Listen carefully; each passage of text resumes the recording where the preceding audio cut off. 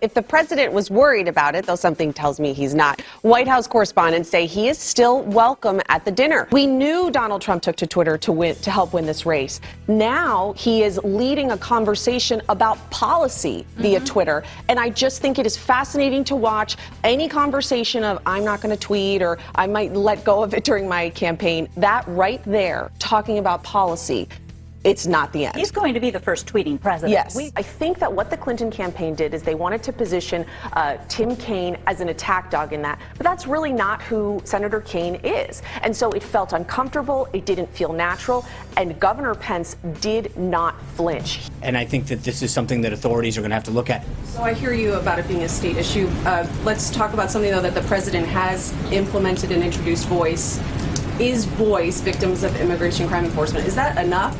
No. To support No. It's one piece. One of the points that the administration regularly makes when they talk about any sort of foreign policy, they say we're going to keep the details close to the vest. So you're criticizing them for not being more specific, but isn't there a very valid argument to say if we're specific, then you know exactly what's coming? If we continue to say it's understandable, if each party says, well, they did it to me first, then when does it stop? Some people have criticized this budget for not being compassionate, but to the Trump administration, it is compassionate because compassion shouldn't just be paid to those receiving federal funds, but also those who support and supply federal funds, if you will, meaning the taxpayer. So he heard the question and he just shouted wall across the room. So let's go up. What word do you think we'll hear the most? I think it will be huge. I'm with her. Okay. Huge. Huge.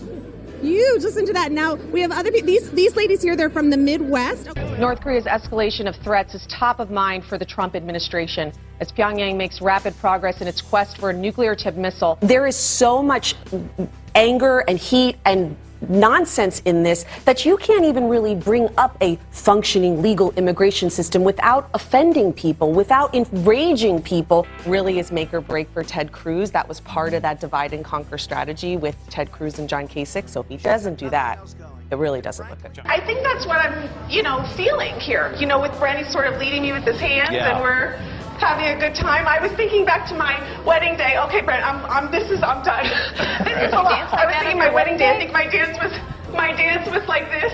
It was very awkward and not very good. So now I'll show my husband this, and maybe we'll come to the Joy of Motion. You guys have to practice. Absolutely. Ronica, you got it out there, girl. Keep it up. You got some moves. At Joy of Motion, one of our core values. I'm doing my best, guys. That is hard to do on TV, so we're sending it back to you. You made it look easy, Ronica.